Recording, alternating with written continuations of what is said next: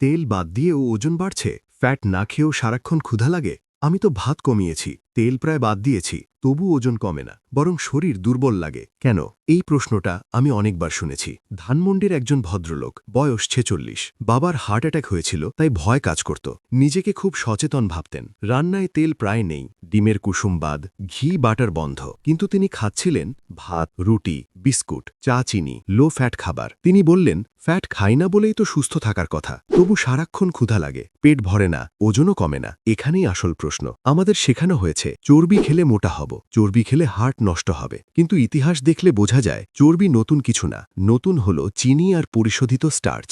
শরীরকে মোটা করে মূলত চিনি আর স্টার্চ, কারণ এগুলো খেলে ইনসুলিন বেড়ে যায়, আর ইনসুলিন শরীরকে বলে এটা জমিয়ে রাখো।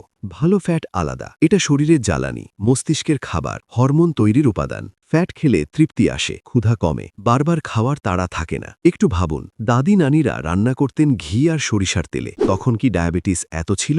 আজ আমরা লো ফ্যাট রিফাইন্ড তেল খাচ্ছি, কিন্তু অসুস্থতা কমছে না। আরেকটা বিষয়, মস্তিষ্কের বড় অংশই চর্বি দিয়ে তৈরি। নার্ভ সিস্টেম, কোষের দেওয়াল, সব জায়গায় ফ্যাট দরকার। চর্বিকে শত্রু ভাবা মানে নিজের শরীরের গঠনকেই সন্দেহ করা। আমি তাকে কঠিন ডায়েট দিইনি, শুধু বলেছিলাম ভয় দিয়ে বানানো ডায়েট শরীর মানে না, শরীর বোঝে ভারসাম্য। কয়েক সপ্তাহ পর তিনি বললেন, এখন খেলে তৃপ্তি পাই, ক্ষুধা কমে গেছে, ওজনও ধীরে ধীরে নামছে। শেষে প্রশ্নটা রয়ে যায়, আমরা যেটাকে এতদিন ভয় পেয়েছি, সেটাই কি সত্যি সমস্যা ছিল, নাকি সমস্যাটা ছিল সেই ভুল গল্পটা, যেটা আমরা প্রশ্ন না করেই বিশ্বাস করেছি? আপনার যদি তেল কমিয়েও ক্ষুধা না কমে, ওজন না নামে, তাহলে কমেন্টে শুধু লিখুন ফ্যাট। আমি বুঝব আপনার শরীরও কিছু বলতে চাইছে, আর চাইলে ইনবক্সে লিখুন।